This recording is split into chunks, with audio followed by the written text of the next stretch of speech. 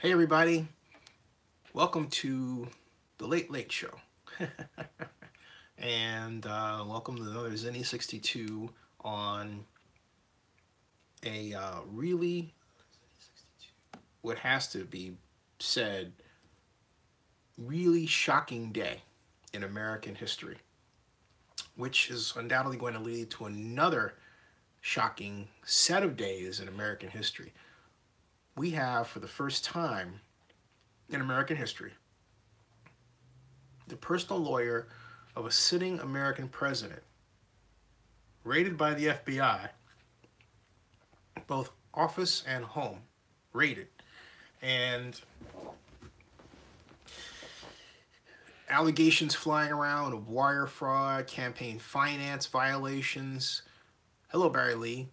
And who knows what else will come down the pipe.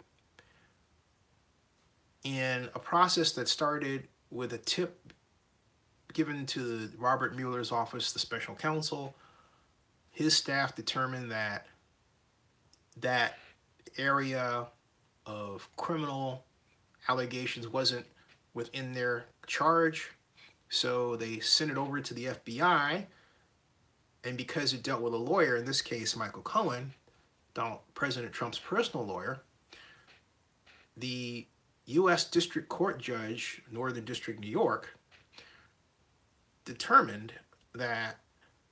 was left to determine if this should be passed on as an order for a raid. The person who made that determination was just appointed by Donald Trump, but not yet sworn in. Okay? Not yet sworn in. And so he pulled the trigger. He basically did what people who are in the justice field are supposed to do, their job. He didn't say, gee, this might hurt the guy that appointed me or anything. He just did his job. Does that mean he's going to get axed? Hey, with President Trump, you never know. But folks, this is huge. And what can President Trump do? He says and claims, oh, you know what? This is it's awful, disgusting, despicable, all the adjectives, and then he says it's against America. What he should have said, President Trump, was that it was against his version of America. Now, Barry Lee says, I wonder if anything will be done with Assad and Russia. And I'm glad you mentioned that with respect to the Syrian chemical strikes allegedly against families, because there have been, the last time that I checked, when President Trump brought up this matter of Syria and the bombings, do you realize, Barry Lee, that between 2012 and that point in time, there were 66 recorded uses of chemical weapons in Syria, not just by the government, not just by Assad or whoever was, or Assad's predecessor, but in Syria. 66. If Assad had a predecessor. 66. And if you understand the politics there, then you would know that Assad is actually bombing ISIS. Did you know that? Did you know that Assad and his troops are actually against ISIS? I'm waiting for a response. Did you know that? Because I've always wanted to ask someone this question. Did you know that, Barry Lee? Did you know that? Did you know that Assad's forces are actually battling ISIS?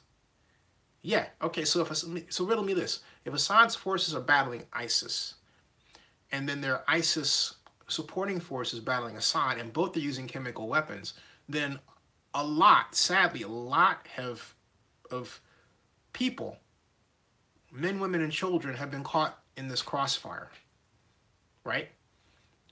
So why is it that Trump is holding a flag, holding issue, okay, to say, hey, look, we have to stop Assad. And Binsman says Assad's forces are battling ISIS plus Syrian rebels. Yeah, but the whole point is that we're supposed to be battling ISIS too. And then ISIS also uses chemical weapons. And some of the Syrian rebels are against Assad. They're trying to overthrow the government. But again, my point is that if Trump goes in and stops Assad, then he basically strengthens ISIS. So how can you go in and strengthen ISIS and then claim that you want ISIS gone if that's what Assad and Russia are both doing? Okay? This, really seems to me, I'm just saying, my impression is that, I'm just going to say this, my impression is that this is more an Arab-Israeli conflict in here, and that we're on the side against the Arab, Assad, in that context, okay? That's really what it looks like to me. It's really starting to look like that to me. And that's really ugly. I think there has to be some truth-telling about what's going on with respect to President Trump and Syria and Assad. Because the fact of the matter, and you can check this out, this is all over, is that both sides in Syria, sadly, are using chemical weapons against each other, and they have on a shockingly regular basis. All right? So Joseph Bensman says, yeah, and I think Assad is setting the trap for Trump, and Trump will fall for it, that the U.S. will stay there longer and will look the part of the infidel. Yeah, and but to what end? I mean, he's setting a trap, but to what end? To maintain power? Why? That's not clearly explained. And I think we really have to have a come to Jesus moment regarding our involvement in the Mideast. President Obama tried to do that. And what bothers me, you have people like Sonny Hostin on The View who says, well, I don't think Obama knew what to do. Well, no, President Obama understood the complexity of the situation enough not to get us heavily involved in it. That's what President Obama knew what to do.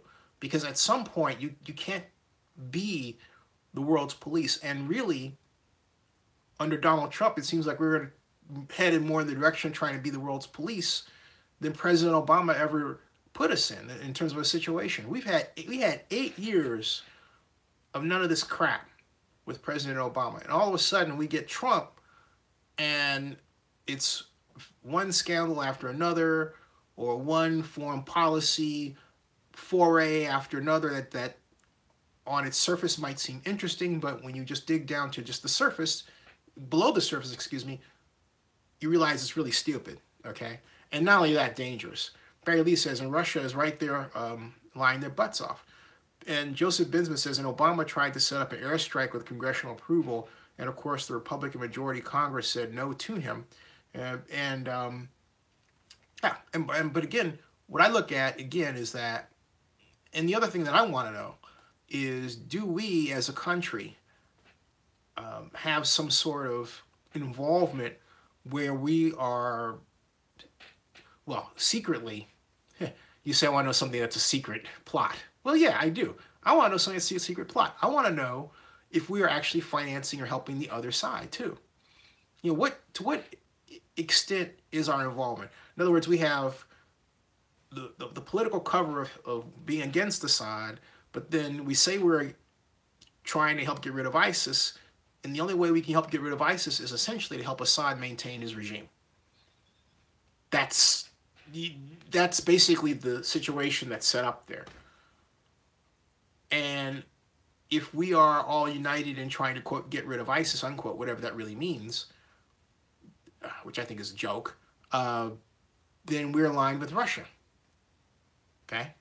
And the reason why I say getting rid of ISIS is a joke is because ISIS is not a nation. It doesn't have boundaries. It doesn't have a military budget. It doesn't have an acknowledged president. It's not that. But it's this boogeyman that quite literally was created for all practical purposes by American military and public relations so that it simplifies and clarifies our actions in the Mideast, when in point of fact, our actions in the Middle East are as clear as mud. Joseph Binsman says, and that's not good because Assad is an ally of Iran, which we don't want. It's a lose-lose scenario. One thing is for sure, no one is doing anything to help prevent the migration crisis. Well, again, I point to what President Obama was doing. Trump didn't like the Iran deal, but the Iran deal got us closer to stable relations in the Middle East as a whole than we had had before. Okay? I mean, and that's a simple fact. Look, we have an Iran right now that is not waving the specter of nuclear weapons in our face, whereas they were initially, and going back to Bush as well. So we don't have that problem because President Obama went in and talked with them, okay, and made deals with them. And he talked to the Arab side of the equation, whereas racially, and it really, I hate to say this, but you really think about it, it's a black-white situation. Arab black, Israeli white, okay? Sad, but true.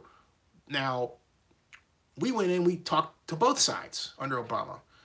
But, hey, Trump, he wants to talk to one part of that side, which is the Saudi part of the side, which happens to be the side that has always had a great relationship with us, had some questionable dealings themselves, and so on.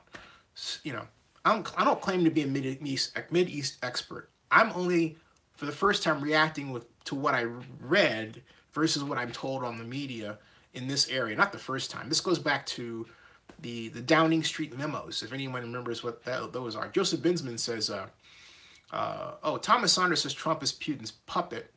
And then Joseph says, absolutely, I'm pro the Iran deal, and that deal is majority jeopardy with Bolton. Barry Lee says, malcontent. One way ISIS is funded is through private funds from supports with jobs in other countries. Tom Kohler says, it's very difficult to understand why so many people in the still support Trump. This man divides the whole world. No, he really does. He divides the whole world to conquer. And he divides the whole world.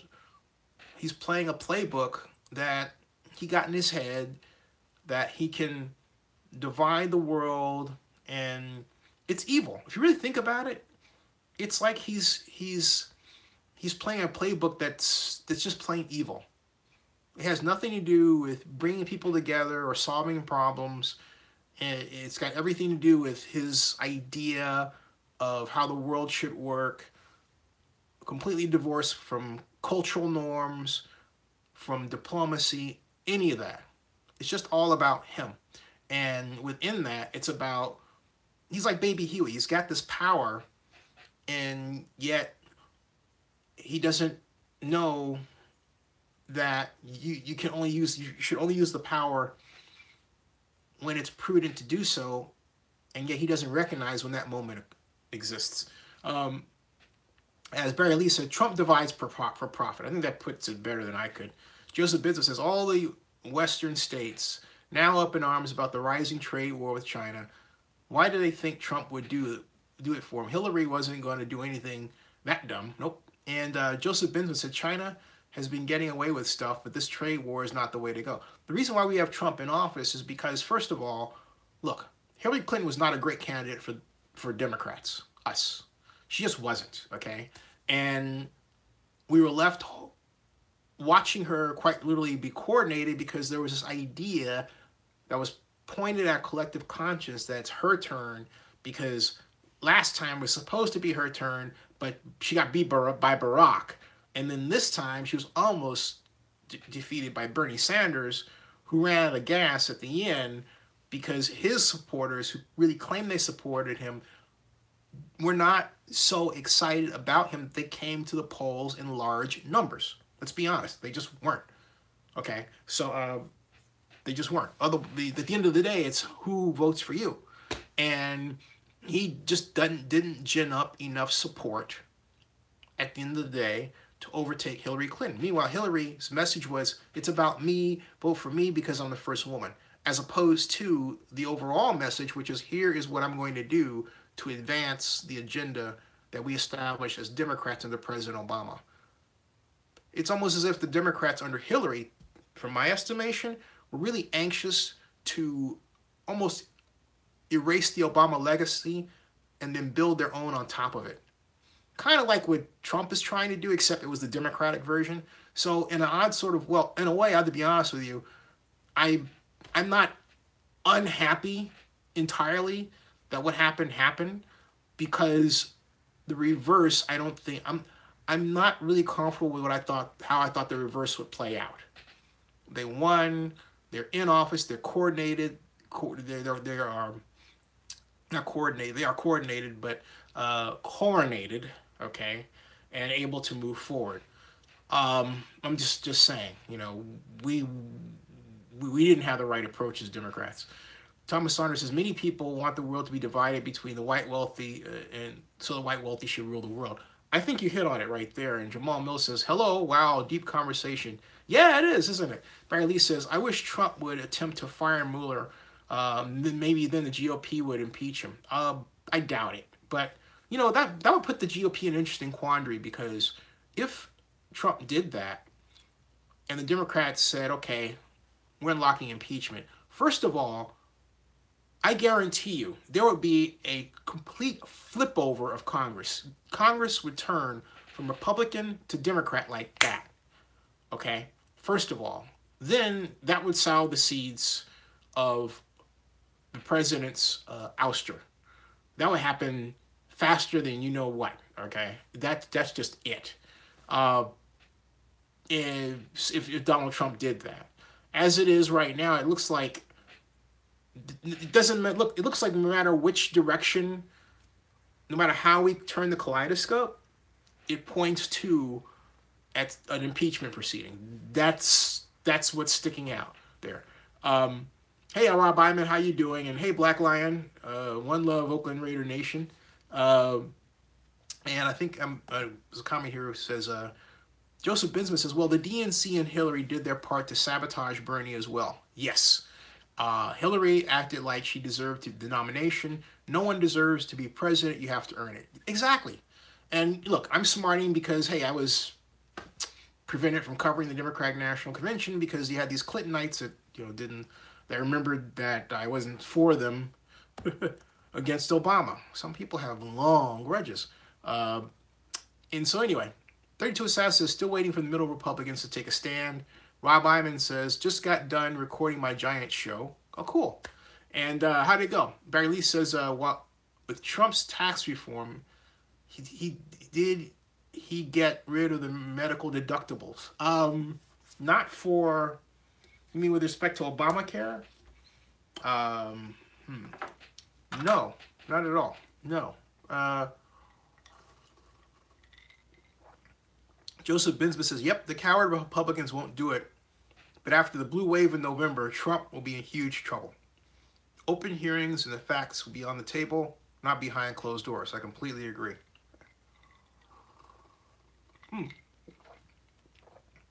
Whereas Rob Iman calls it the blue tsunami, Barry Lee says, good, just wondering, thanks. Yeah, hey, Rob Iman, what's your Giants, New York Giants show? Anyway.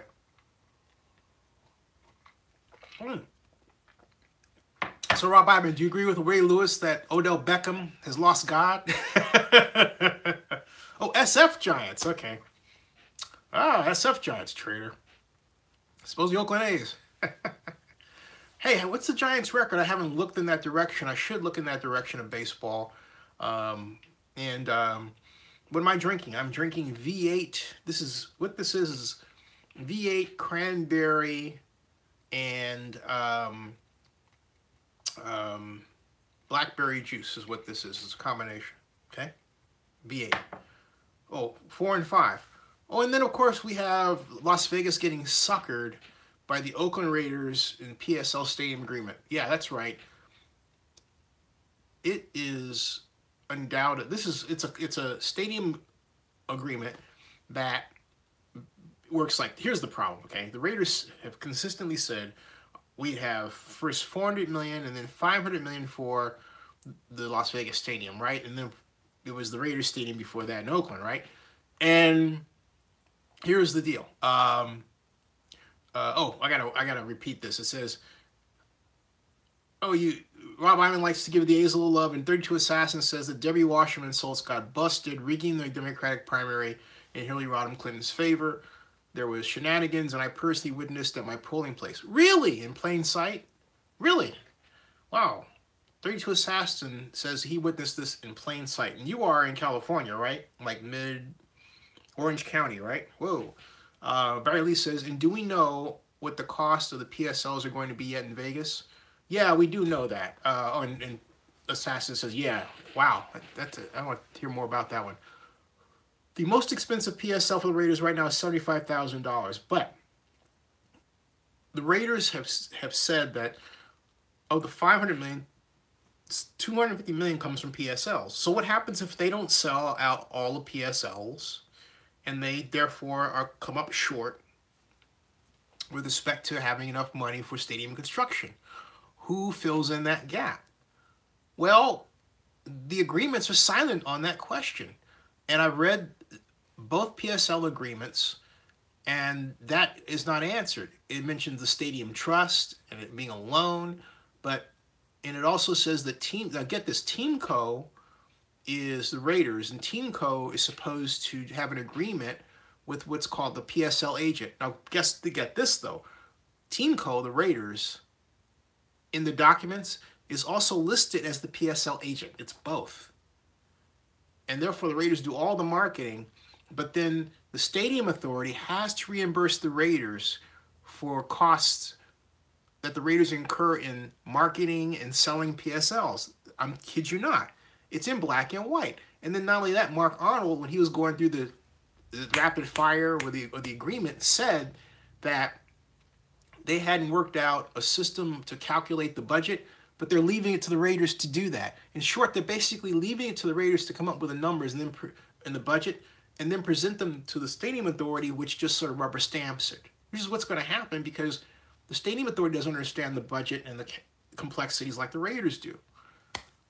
You talk about the fox guarding the hen house. So what happens when they come up short? The agreement also says that the stadium authority has to reimburse the Raiders for other costs. But it's not clear exactly when that reimbursement mark ends, and it would seem to leave the door open for the stadium authority to be asked to fill in the gap between what the Raiders get in terms of selling PSLs and what they need for construction. Now, that's not clearly laid out, and that's the problem. That language is not clearly laid out there, and the stadium authority people just sort of sat there like basically deaf, dumb, and blind. They really did. It's a shameful performance. I mean, that's why everyone says, well, gee, how come you're so supportive of this deal all of a sudden? I'm not supportive of the deal. I'm simply loving the fact that they're allowing a bad deal to go forward because you can see how this thing is going to unfold. There's going to be lawsuits left and right. This deal is going to sow a lot of unhappiness. It really is. And Albert says, what a joke. Yeah. Or as Tom Kohler says, a bad deal remains a bad deal. And Joseph Benson says, getting back to Michael Cohen. Yeah, we go from one bad deal to the other, right? Getting back to Michael Cohen, I don't think it's possible he can represent Trump anymore since he is clearly now a target of Mueller's investigation. If there was ever a Doria lawyer, Michael Cohen. Yeah, and Michael Cohen kind of, and I think who's the attorney, Michael Avenatti for Stormy Daniels. I think he put it very succinctly. Hey, everybody, welcome to Zenny 62. If you're just joining us, I think he put it very well when he said that this guy comes off talking about Michael Cohen like he's Ray Donovan, like he's pugnacious, and like he's out of The Godfather or something. And do you notice how it seems like a lot of the people that represent Mr. Trump on the private side, not necessarily in the White House, just seem to carry themselves like they're, from the mafia or something, like they're going to cut your whatever is off if, you go out and get out of line. It's really bad. And so anyway, Schultz, you see, Joseph Benson says, I dislike talking about the other politics work. I dislike Debbie Wasserman Schultz big time. She definitely favored Hillary, as did many old friend Democrats of Hillary's. Time to make the party more left and progressive. Just fair and not partisan and vindictive. Although if the state Democratic Party convention in California is any indication of what's to come, I got a feeling we're not exactly going to get that. But just saying. Look at how they treated Dianne Feinstein. And so Black Lion Supreme says, hey, City of Oakland, can you say injunction? Well, they can say it, but doing it. Malcontent says, when the deal collapses and lawsuits get filed, both sides will call Jeremy O'Grillo as a witness. Yep.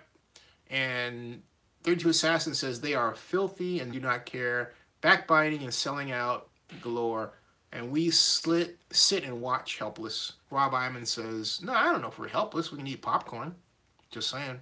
Rob Iman says, A's are looking to buy the Coliseum real estate, also Howard Terminal.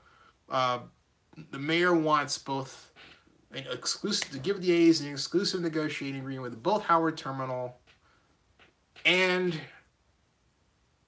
the Coliseum. So they would have baseball in either place. They can figure out a way to make a deal work.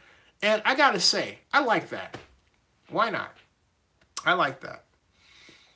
Rob Iman thinks that Elizabeth Warren will be in the running for president or be the front runner in 2020, to which 32 Assassin says, laugh out loud. I think it's for that.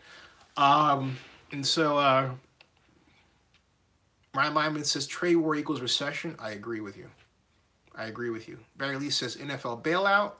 I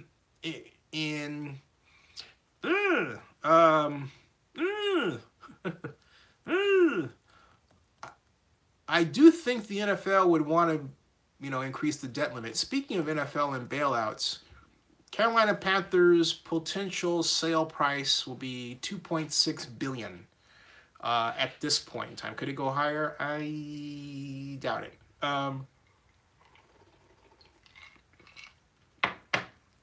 Ben Navarro is a guy. He's the front runner. He's 54 years old. Runs a type of hedge fund company that buys distressed assets. Cleared $2 billion in revenues last year. I said that. $2 billion in revenues last year. Yeah. Hi, Mr. Grogan. How you doing? Rob Iman says if Bernie doesn't run again. Joseph Business says Bernie will be the front runner if he runs, and hopefully he runs. That's the change the DNC needs. Wait a minute. What do you think of? Let me ask. On that note, let me ask this question. What do you think of Cory Booker? Why not Cory Booker? I mean, the only thing I'd like to see Cory Booker do is get married. Cory needs to find some smart, lawyerly woman and marry her. I mean, and just because that makes, look, if he has that, then he'll get elected. Okay, straight out, he'll get elected. Because we've never elected anybody who was single. Or anyone would say, well, gee, you know what I'm saying? He needs to straighten that out. Barry Lee says, I don't think the NFL will pay $500 million to $700 million to make the Raiders development feasible. That's Malcontent saying that to Barry Lee. I think, well, they just raised the debt limit in the case of LA. They really want the LA deal to work, okay? It's an open question. How the NFL will deal with Las Vegas. It really is. Joseph Binsman says, when will they finalize the Panthers? That will be at the May 21st NFL owners meeting here in Atlanta. Joseph Binsman says he's pretty good, and I liked him when he was in New Jersey, but to me, Bernie Sanders is more the guy we need. He's talking about Bernie Sanders versus Cory Booker. Booker is more to be center. We need progressive left. That's interesting. That's an interesting observation. I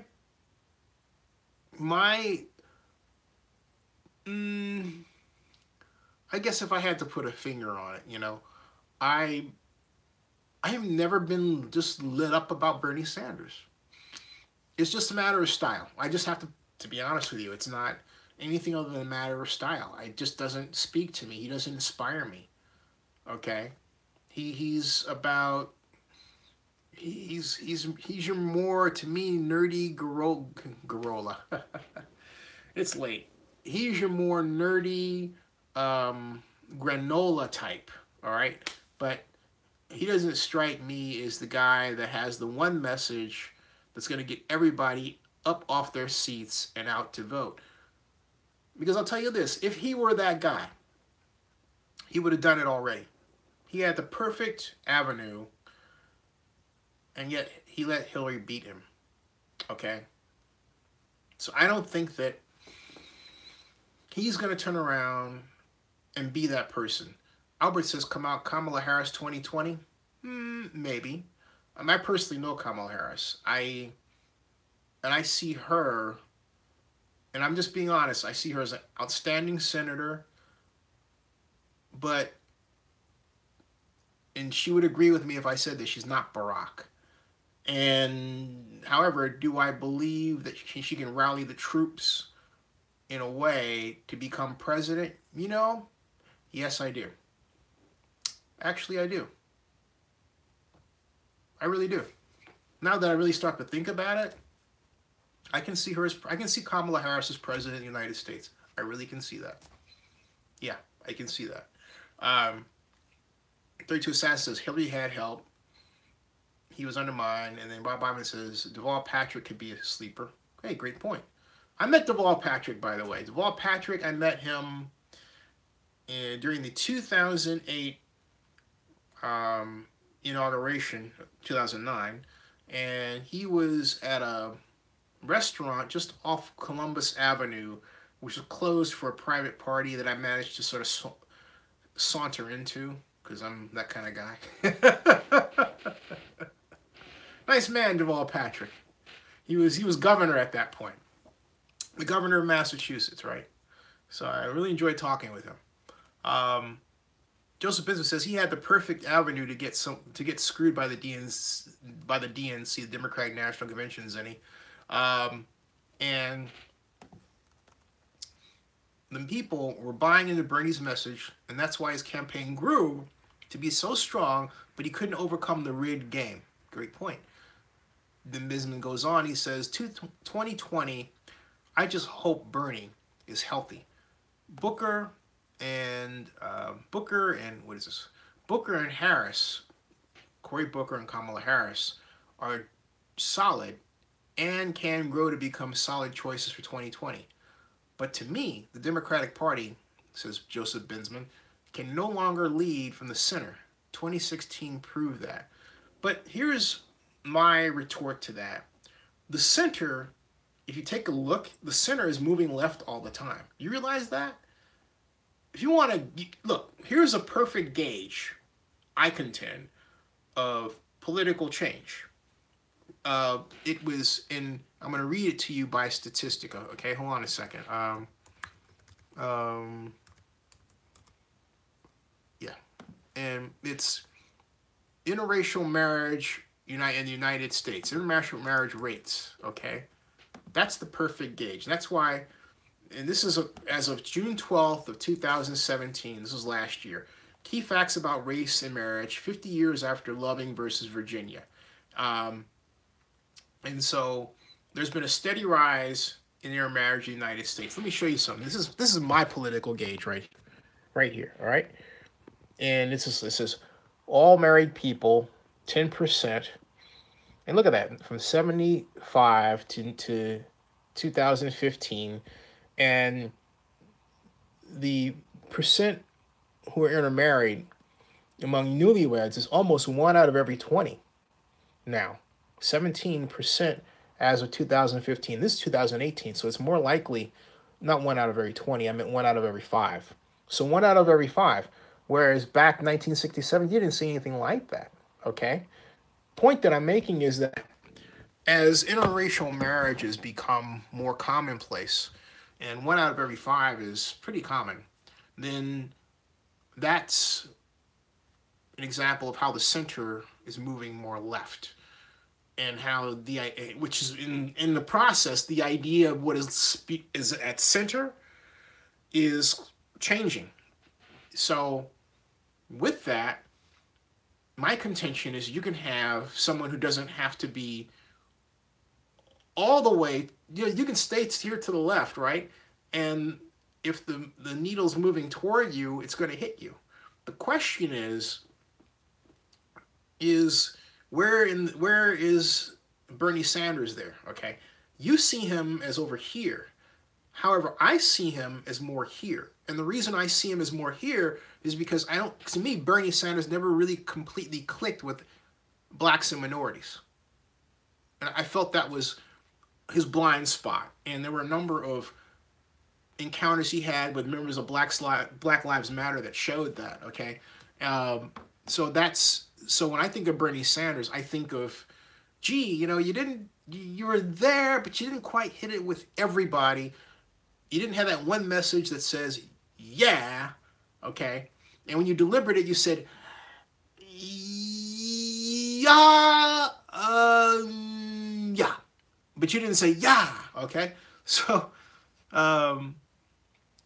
32 Assassin says, news media tried to suppress coverage of turnout at his rallies. That's true. That's true. That is very true. That is very true. That is very true. Oh, Barry, you going to bed? Hey, good night, Barry. I'll see you. Have a good night, man. Now, Rob Iman says Deval Patrick would get the endorsement of Obama. Yep. What are my thoughts about the new soccer stadium in the East Bay? Well, it hasn't been done yet, but I'm working on something in that regard, so stay tuned. I'll just say it like that. I'm working on something. I don't want to give away what it is, but I'm working on something. Stay tuned. It'll be another week plus before I can germinate it, but stay tuned. Champ, okay, and then Rob Iman says, excuse me for a second. Oh, well, it's a long day. Oh boy. I had to do that because, I have to report my mom is getting better. She's getting her energy back. I just want her to save her energy. Please just save her energy. She gets energy in her. She's like rearing to go. She's tired again. All right. Black Line Supreme says, yeah, Bernie is the man. He would get my vote. Malcolmton says, Joseph Binsman, can you say black box electronic voting systems? Who counts the votes? 32 Assassin says, DNC needs to fight dirty, like the right. Tom Kohler says, good night, Barry. 32 Assassin says, no holds barred.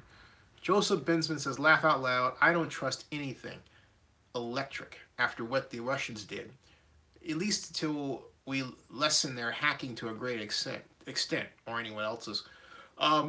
Kevin KD, how you doing? Kevin KD says, social media is a potential form for mass manipulation and brainwashing. I agree.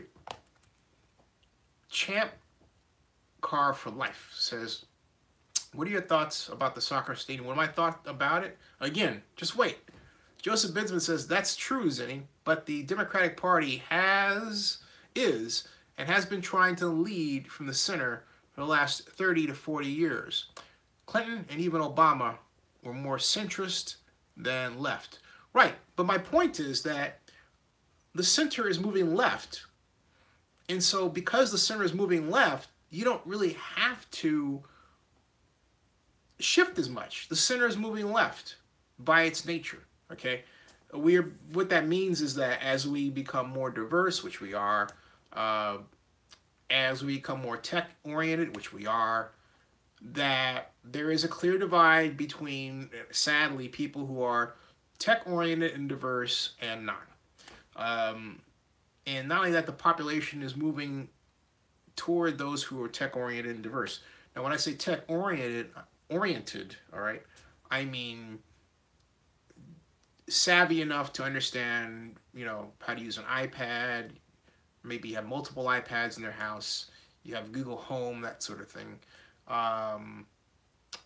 Do research on the internet, so on. That's a number of people, and that really spans a wide age group from 5 years old to 85, okay? It really does. So, Joseph Binsman says, Bernie Sanders wants to do something that I think is crucial. He wants to copy Canadians' universal health care system, and I agree with you, Joseph Binsman. I think that's, great. Let me make this point, okay? I'm not hating on Bernie Sanders. I just don't get that spark from Bernie Sanders, okay? That's all I'm saying. I just don't want to just get up and yeah, okay? Now, some of you out there are different. I get that, all right? Some of you out there are different. I get that. I'm not one of them. Now, could I change? Of course. Of course. Maybe. Maybe. Maybe. Malcontent says, oh. Rob Iman says, oh, excuse me, before that, I'm jumping back here. Oh, Joseph Bensman. Oh, by the way, here it is. Okay. You're probably like, Zenny, say something. I'm going back through these comments to get them in here. Kevin, because they're great ones.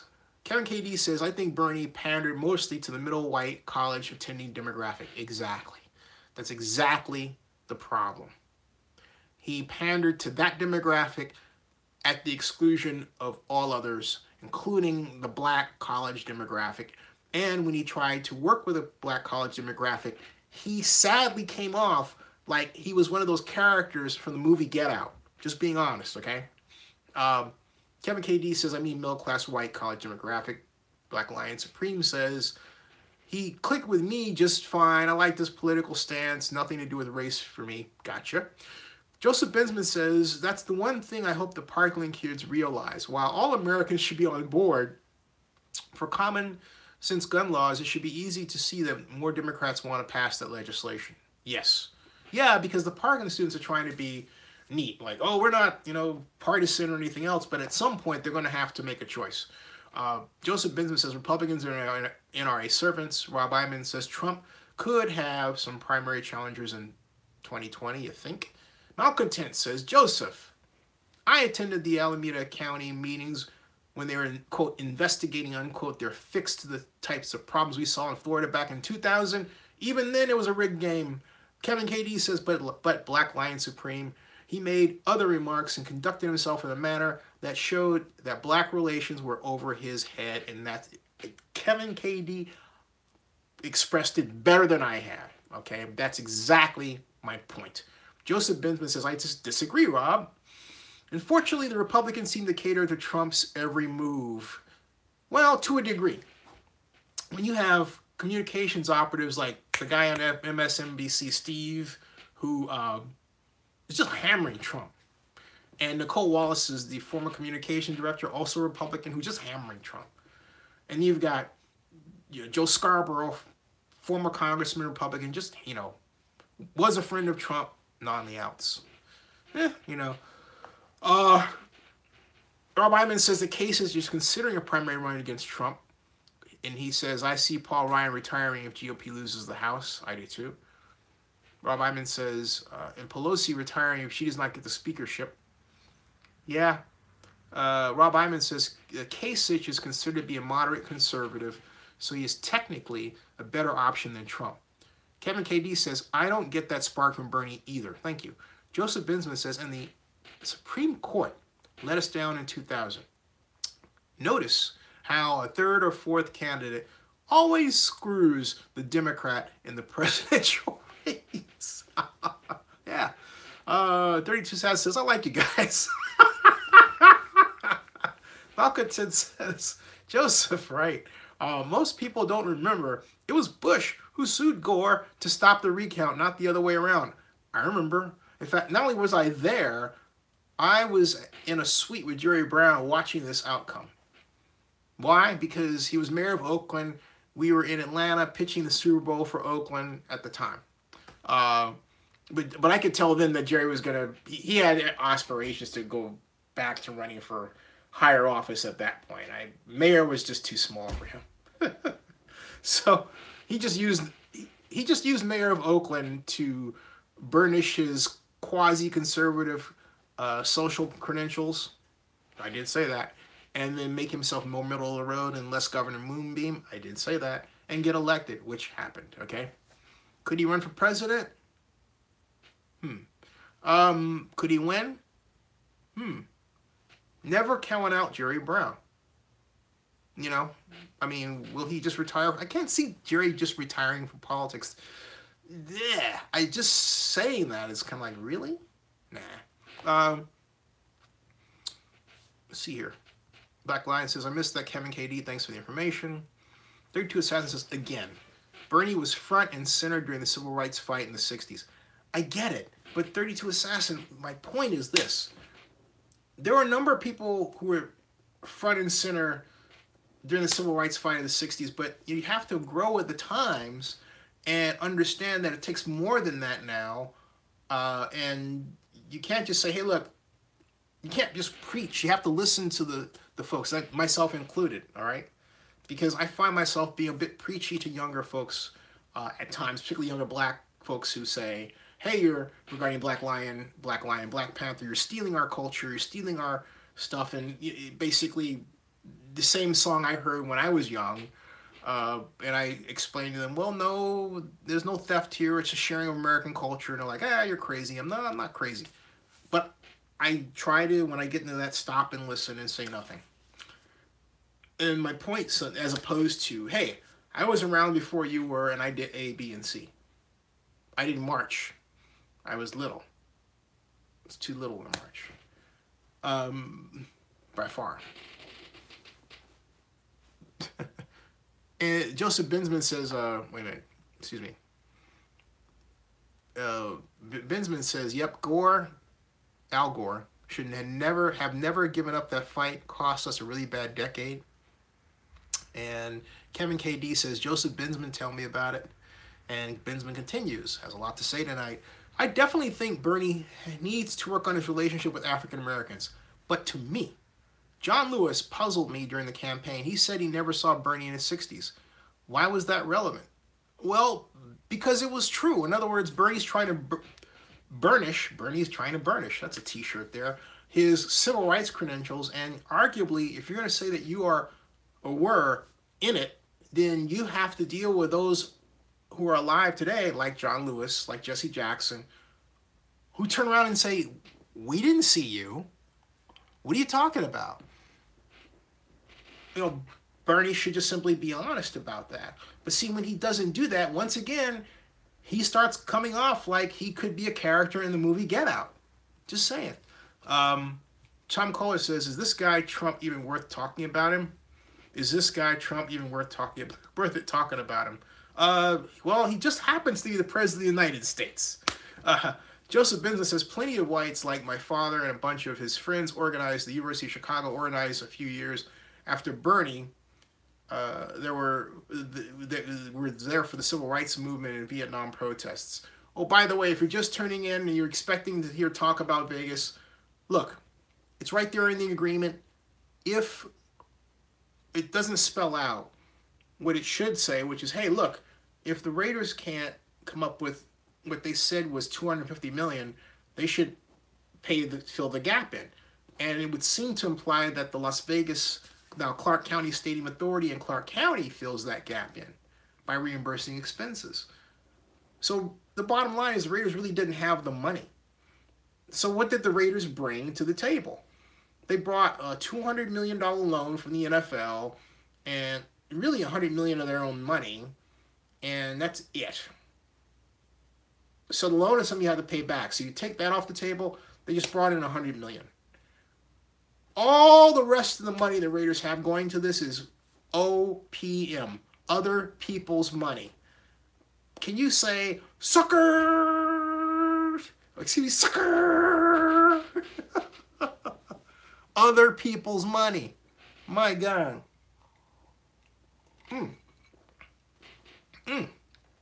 Now, getting back to the comments here. Jamal Mills showed up.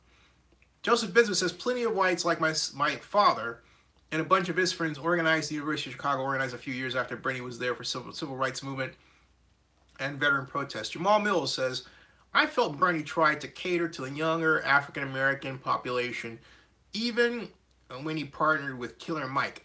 And I like the way he handled the Black Lives Matter supporters. Yeah, he improved. He had a misstep there, but he cleared it up, okay? Black Lion says, if you did not face police dogs and fire hose, don't claim the civil rights movement. Joseph Binsman says, my father met Jesse Jackson, saw Jesse Jackson speak during the 60s and said it was the best speech he ever heard. Must have been awesome to hear Jesse Jackson back then. Joseph, if you go to Xenia62 here on YouTube and you type Jesse Jackson, you will see 3 of my interviews with Jesse Jackson. Ding. Joseph Binsman says, correction, shook Jesse Jackson's hand, didn't meet him. I know Jesse. Malcolm Tin says, Raiders deal 2.0. Yes. Albert 106 says, I owe you Raiders. Laugh out loud. Kevin KD says, if B of A has to take over the Raiders' tendency, do they still have to stay in Las Vegas? Nope. Not at all. They'll be evicted. You know, they'll be evicted. So no, not at all. I'm going to have to stop at 2:30 because I got to go to bed. And we're going back to the doctor's tomorrow. It's in the morning, so I got to go and get ready for that. So right now it is 2:13, and so starting in about 10 minutes, I'm going to wind down the clock. Sorry to start late, but hey, as John Marks very cogently put it, family first. Joseph Binsman says, I wonder if Trump can also be sued for the death of that man from the fire in Trump Tower. Oh, that was terrible. Talking about, Tom Besson. He can't escape conflict of interest. What? No, how that'll play out, but that's nasty, to say the least. Let me see something. What I'm looking up here is, what am I looking up here? Let's see here. I am looking up, there's Jake Busey, Starship Troopers. Robert Griffin. Let's see here. Creator Studio. Right there. Going over here. Video manager. Just checking something, folks. What I'm checking is the last relevant entry regarding, hey, did you hear Lindsey Buckingham got fired by Fleetwood Mac? Did you hear that? By the way, I've got the Clark County videos up from the meeting. Alden Smith's court appearance is Wednesday, by the way. Let's see here. We've got, Tony Robbins making his stupid comments. Bill O'Brien of Texans, Wakanda Forever. Alden Smith arrested. Master Chef. 3 stabbed by crazy white guy at Coliseum. What else? Todd Brasner. That's his name. Todd Brasner. That Todd Brasner is the name of the sad, the gentleman behind the sad story of the Trump Tower fire. I was about to say Trump Tower electrical fire. I don't know why something said to me electrical, but he is the person behind it. Todd, he is the person who, the 67-year-old man who lost his life, art dealer, declared bankruptcy in 2016, 2 years ago. Very sad, very, very sad, to say the least. And we got here. Okay. Now, Joseph Binsman asks, I wonder how things would have played out if Bobby Kennedy had lived. Nixon, maybe short of Vietnam, who knows? What about if John F. Kennedy had lived? Or, what if Martin Luther King had lived? I think the sad possibility is we may not have had, well, actually, that's not true. I think we're on our way to having it anyway. I was going to say we may not have had legislation advance as fast, but really, we had already had the Civil Rights Amendment in 1964. So that's not true either. Martin Luther King, if he had survived, along with John F. Kennedy, I think together they would create a world alliance that would have further advanced the cause of civil rights beyond the point that it reached. We degenerated into riots on the streets, and then we had the Nixon administration, which arguably I think slowed down improvement in relations in some ways. Okay, so I think we would have accelerated it. It would have been better, faster. Let's put it that way. Kevin Katie says, Nixon! He says, I had an American lit professor that did not love Nixon, to be kind. Well, Good. Joseph, now here's the thing. President Nixon shined at foreign policy. I'll give him that. John Santos said, Damon said Oakland needs to get them in Oakland, call the Oakland Black Panthers, as opposed to the Oakland haters. Malcontent says, Kevin KD, Raiders would then be like the guys that live under the freeway, out of money, no home. Yeah, that's true. That is true. That is true. Black Lion Supreme says, what did King say in one of his last statements? That he was afraid that he had led his people into a burning house? He did say that. Yes, he did. Joseph Benjamin says, certainly Dr. King would have done all he could to make sure Trump would have not won in 2016. Kevin KD said, malcontent, if Dr. King had won, I think he would have had a special place in Barack Obama's administration. Kevin KD said, malcontent, they could always go back to LA. Or Kevin KD mentions, or Irwindale. Ooh, burn. Malcontent says Raiders would then be couch surfing. The Airbnb of the NFL. The Airbnb of the NFL. Yeah, I can't see anywhere in what happens if they fall short on their PSL monies. What does that mean? How do they deal with that gap? That was never discussed. I'm gonna bring that up again. How do they deal with that gap? Kevin KD says, or they could crawl back to us and ask for mercy. I like that. Yeah, exactly. Beg to come back. That's right. On your knees. Doggone it. Yes, for a change. Come back to Oakland on your knees. Kevin KD says it would be very satisfied to see them beg Oakland. It would be. It would be for a change, just to stop treating us like they treated us for so many years. Heck, decades, all right? Man, Malcontent says Mark Davis better finalize the lease extension. Clock ticking. Joseph Santos says the A's locking up the Coliseum site could be the best bet for Oakland to get another NFL team. Could be. Kevin KD says Arguello is practically predicting a 5-year fantasy period. Is that right? Fantasy period? Interesting. Interesting. Where'd you get that from? I have to ask. Where'd that come from? Oh, in the video. Oh, I get it. Talking about Jeremy Arguello. Right. Jeremy.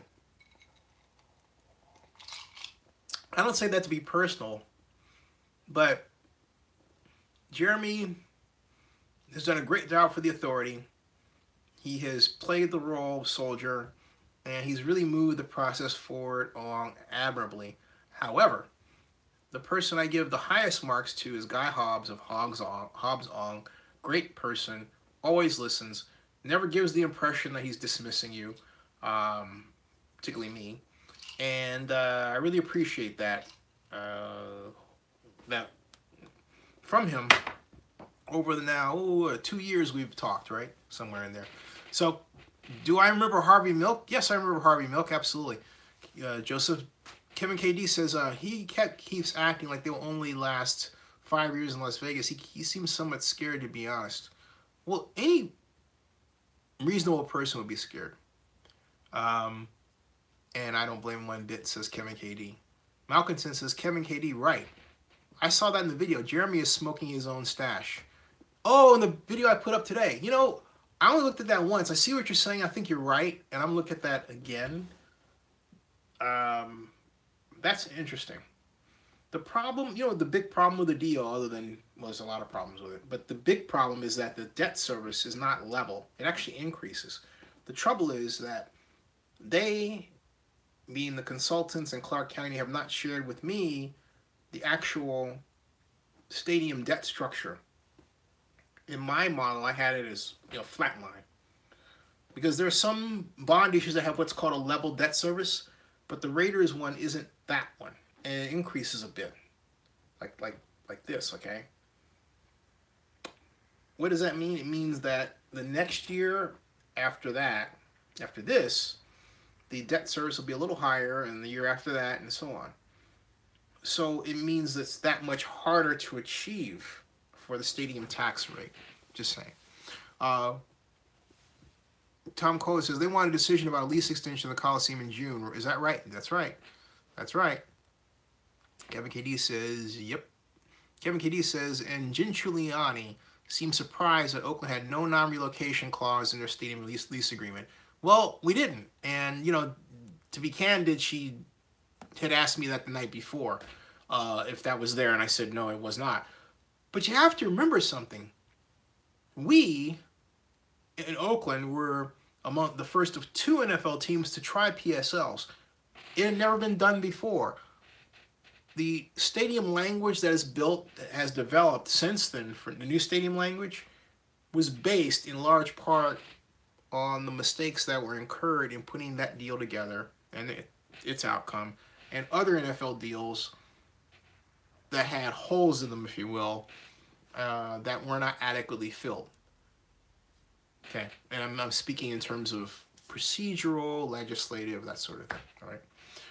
Kevin KD says, I got that one. Black Lion Supreme says, they see all the problems yet continue forward. Why? Because they don't care what they want the team at all costs. That's pretty much the case. There's I have to say, I've said it again, Sheldon Adelson is back there pulling the strings because he's not standing in the way. And when the man who created this project doesn't come up and try to make it obvious that he's saving the project or put his imprimatur on it, but he's powerful enough to do so and then originally pulled, it means that from his perspective, things are going along swimmingly, it would seem. To what end, I do not know. That's the basic question. I don't know that, all right? I don't know. Joseph Santos says, it's a sad situation, leaving twice in 34 years. You're doggone right. Kevin KD says, I mean ratio, and they seem scared that the Raiders will bolt. They ought to be scared the Raiders will bolt. They really are. They should, rather, okay? Joseph Bensman says, so do you think Cohen will be indicted, Zinni? I think he and Kushner are in hot water. Yeah, I do think he'll be indicted. I think that not only will he be indicted, I think he will be in a position where either he decides to get hauled off to jail to protect Donald Trump, or in an effort to protect himself and save his family from humiliation, he will turn and give up something on Donald Trump that was damaging. Those are the only 2 ways to go. And he basically is one of the kingpins of the Trump organization. He knows where the bodies are buried. If there's anyone who have some idea of the wrongdoing of the administration with respect to Russia and getting elected, it would be Michael Cohen. So yeah. Kevin KD says, I forgot about Kushner. I think he should resign while he can. Malcontent says, Black Lion, I don't think Las Vegas cares what key team they get. They are looking for jobs, tax revenue, and visitors. And they believe that hype from Bedane and Adelson. 32 Assassin says they are all flipping. Kevin KD says, Malcontent, I agree with you. Hey, it's 226. Let's see here. Oh, right. Okay. Oh, why do I keep scrolling down like that? Hello. There. Oh, excuse me. Sorry for doing that. Like I said, it's been a long day. Joseph Bensman says, yep, no lawyer gives up $130,000 of their own money to protect a client unless there's some shady agreement they have. Laugh out loud. Kushner might get pardoned unless Trump wants a plea deal. Oh, wants a pissed Ivanka, right? Yeah. Tom Kohler says, I still think the Raiders are coming back with after a few seasons in Vegas with less attendance. That could happen. I'm not ruling anything out given how bad this deal is and how close to the vest the information is related to it is being held, and the myriad number of things that can go wrong. Some of them it would seem already have. So yeah, it's Kevin KD says Las Vegas seems pretty scared. It does. All right, folks, it's 2:28. I am going to, at this point, wind down so I can get out at 2:30 and get ready for bed, and then for tomorrow. Black Lion says, "You are right, malcontent, but the Raiders are up for grabs more than any other team in the NFL because of Davis and his hatred for the leadership in Oakland." Oh, boy. All right, good night, everybody. It is soon going to be 2:29. I'm going to do it Crawford style. Wax on, wax off, wax on, wax off, wax on, wax off, the waxer, or whatever. Good night. See you guys tomorrow. I'll be back. I'll be back. Dilly dilly, dilly dilly, dilly. I did the dilly. How's that? How's that? The dilly, the dilly dee, the dilly, dee dilly. All right. Good night, everybody. See ya. See you later.